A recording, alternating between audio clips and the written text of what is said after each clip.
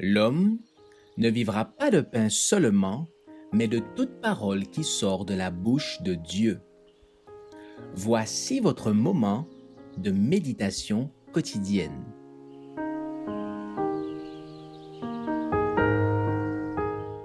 Vous recevrez une puissance.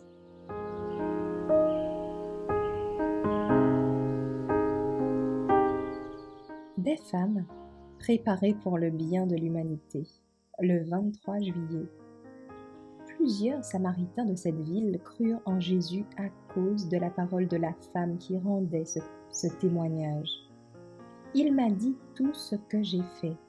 Aussi, quand les Samaritains vinrent à lui, ils le prièrent de rester auprès d'eux, et il resta là 2 jours. Ils furent encore beaucoup plus nombreux à croire à cause de sa parole, et il disait à la femme, « Ce n'est plus à cause de tes dires que nous croyons, car nous l'avons entendu nous-mêmes, et nous savons que c'est vraiment lui le Sauveur du monde. » Jean 4, versets 39 à 42.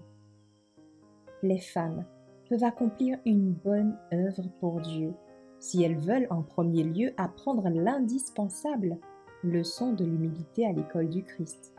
Elles seront ainsi capables de faire du bien à l'humanité, en lui présentant un Jésus qui satisfait pleinement ses besoins. Accomplir la mission confiée par le Maître ne sera pas chose facile à cette époque de l'histoire. Mais que de perplexités pourraient être évitées si les ouvriers étaient continuellement en contact avec Dieu et s'ils considéraient avec plus d'attention les préceptes donnés par Dieu.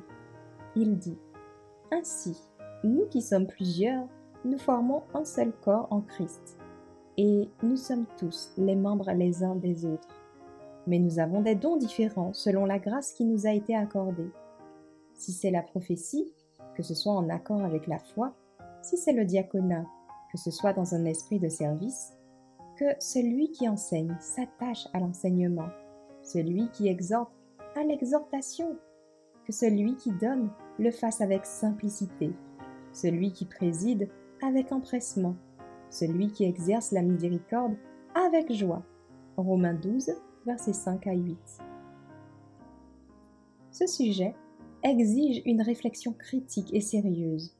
Beaucoup d'erreurs sont commises parce que beaucoup d'hommes ne prêtent pas attention à ce conseil. Beaucoup, parmi ceux à qui a été confiée une humble tâche à accomplir pour le Maître, ont éprouvé de l'insatisfaction et ont pensé qu'ils devaient plutôt assumer la fonction d'enseignant ou de conducteur. Ils désirent délaisser leur humble ministère alors que celui-ci revêt autant d'importance que de plus grandes responsabilités. Ceux qui exercent une cure d'âme en viennent à penser que n'importe qui est à même d'accomplir un tel travail, que n'importe quel homme est capable de prononcer des paroles de sympathie et d'encouragement, ou de conduire les gens de la façon la plus humble et la plus sereine vers une connaissance plus authentique des Écritures.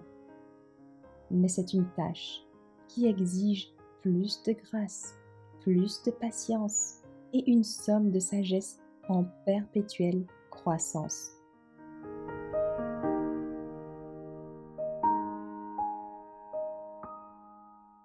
Merci d'avoir écouté cette présentation. Assurez-vous de nous rejoindre demain pour votre moment de méditation quotidienne avec lereste.org.